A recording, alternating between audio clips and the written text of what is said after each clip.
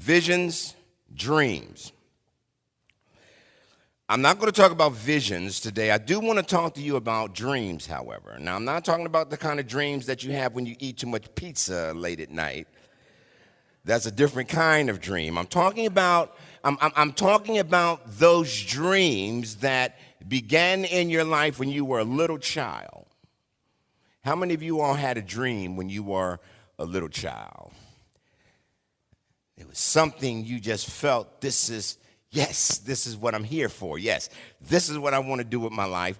Not because you understood all of the nuances about it, not because you understood, everything about how much money and where it would enable you to live and what it would do in this respect, but as a little child and you're enjoying the wonders of life, yes, I want to be this.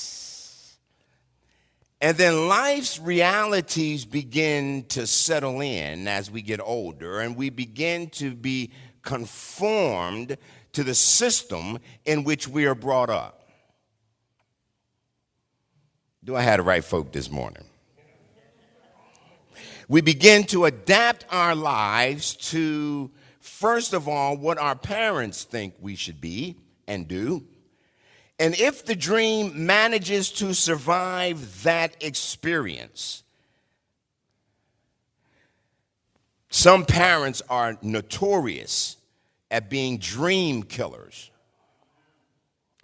You can't do that because no one in your family ever did. Dream killers. And then if we manage to survive that and we make it to school, now we have to survive the dream killers of education. The educators who tell us, you're not smart enough to do that. The grade that you got back on this test doesn't qualify you for that. In fact, we have to put you in special ed. Let you come to school on a short bus because your scores don't match up with this test we have designed to begin to pigeonhole people. Now, if we manage to make it through that, then we can go on and go to college, or we can go into the work field, and many times the jobs that we end up taking have nothing to do with the dream that we had when we were younger, because after all, at this point in life, I just need to survive. I got bills to pay. The richest place on the face of the planet is the graveyard. It's full in an abundance of unfulfilled dreams, books that have never been written, messages that have never been preached, creations that have never come into fruition because somewhere along the line, somebody lost their dream. You have to watch out for the dream killers. Now let's talk about Joseph. Y'all still here? Okay. Joseph, interesting individual. I'm going to start by reading Genesis chapter 30, verses 22 through 24. And you'll remember the story of Joseph. Abraham, Isaac, and Jacob. Jacob, who became the father of the tribes of Israel, had kids by like 4 different women.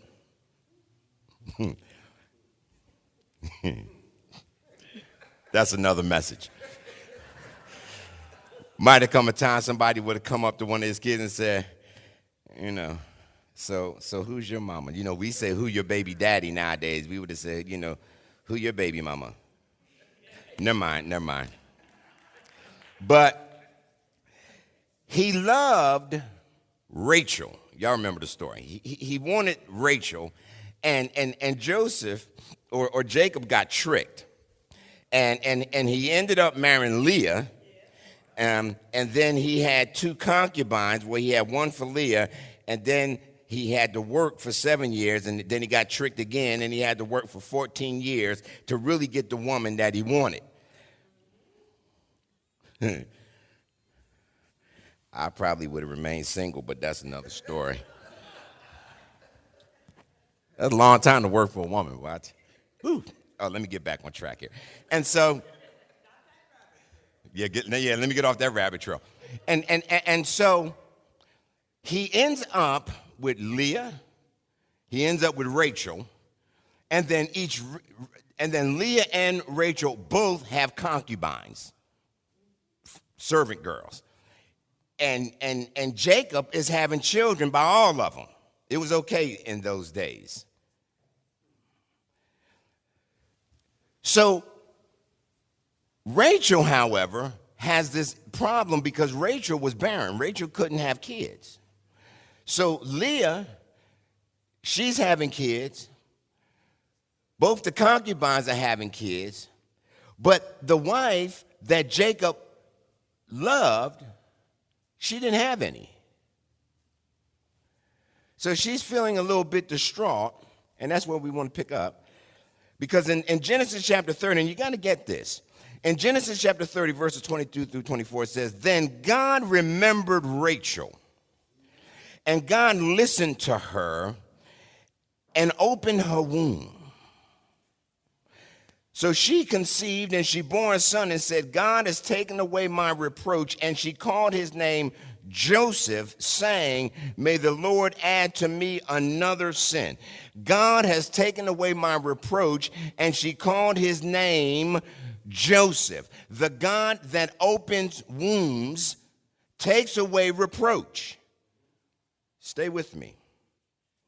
So Joseph now is one of the kids. Now we're Genesis chapter 37. So here's Joseph, and Joseph is probably the youngest out of the bunch, but he's the firstborn son of Rachel, who is the one that Jacob actually wanted to marry in the first place. So as far as Jacob is concerned, Joseph is his firstborn. Y'all stay with me. Remember, the firstborn gets the inheritance. The firstborn gets the blessing. The firstborn gets the place of honor. And Joseph, in Jacob's mind, is the firstborn. But he is also the son of his old age. So Israel loved Joseph more than any other of his sons because he was the son of his old age, and he made him a robe, a coat of many colors. But when his brothers saw that their father loved him more than all his brothers, they hated him, and they could not speak peacefully to him. Now, what did Jacob do, or what did Joseph do that caused this hatred to exist among his brothers? He did absolutely nothing. He was just being who he was. You know, sometimes when you are just being who you are, that alone can get you in trouble. You don't have to look for trouble. Just being who you are can get you in trouble. You don't have to look for nothing. Y'all stay with me. It gets better. I don't have nothing to say nice about Joseph. Nothing. Joseph's all right. He's just being who he is, loved by his father. But there are things working in the background in Joseph's life that Joseph doesn't have a clue about. I made a statement earlier in the week about this thing about blessing, this thing about anointing, this thing about gifting. How many of you all have always wondered, God, what am I called to do? What's my purpose? You know, I've come to you, and now, you know, I want to pray through. I want to get right. I want to, you know, I want to get sinless. I want to live holy, you know, so I can find out, God, what did you call me to do? And the reality of the matter is, it's the fact that God called us with a purpose that we came to him in the first place. It was God's purpose that drew us to him as a result of God's grace. God is a God of purpose. God wraps up his purpose, puts it in our heart as a dream. Now, if you lose your dream, you might be toying with purpose. Y'all still here? Verse 5, Genesis 37, verse 5. Y'all can give me time to get through this today? The restaurant will be open, but y'all can give me a little time, right? All right. Joseph had a dream. And when he told it to his brothers, they hated him even more. He's going from bad to worse. He said to them, "Hear this dream that I have dreamed. Behold, we were binding sheaves in the field, and behold, my sheaf arose and stood upright, and behold, your sheaves gathered around it and bowed down to my sheaf." Joseph, you're opening up a can of worms. First of all, the folk don't like you anyway.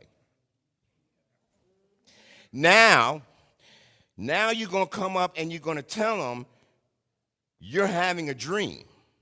And in this dream, your sheaves are higher than theirs, and their sheaves are going to bow down to you. Joseph, this is not a good idea. Joseph may have been a dreamer. Joseph may have had purpose, but at this point in Joseph's life, Joseph lacked wisdom. He was a dreamer. He was a person of purpose, but he didn't have any wisdom.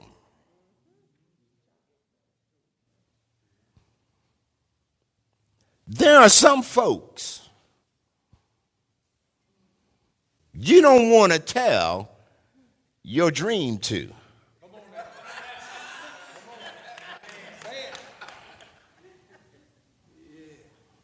Especially those who don't have one. As my old pastor used to say, moving right along.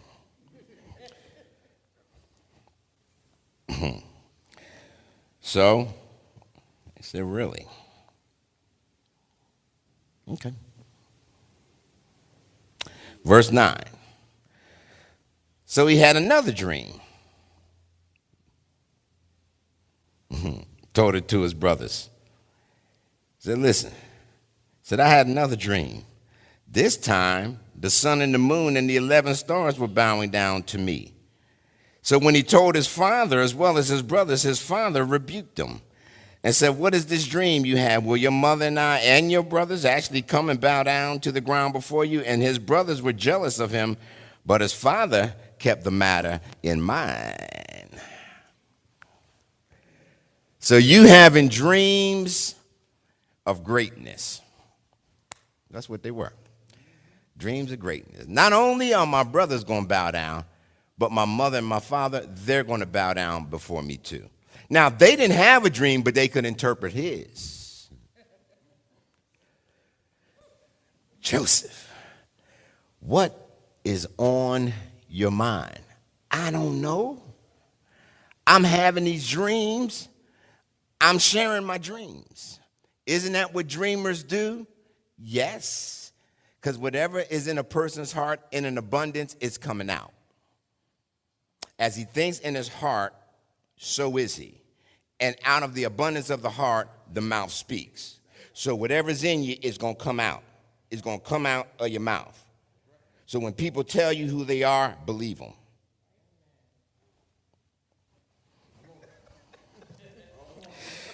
Moving right along.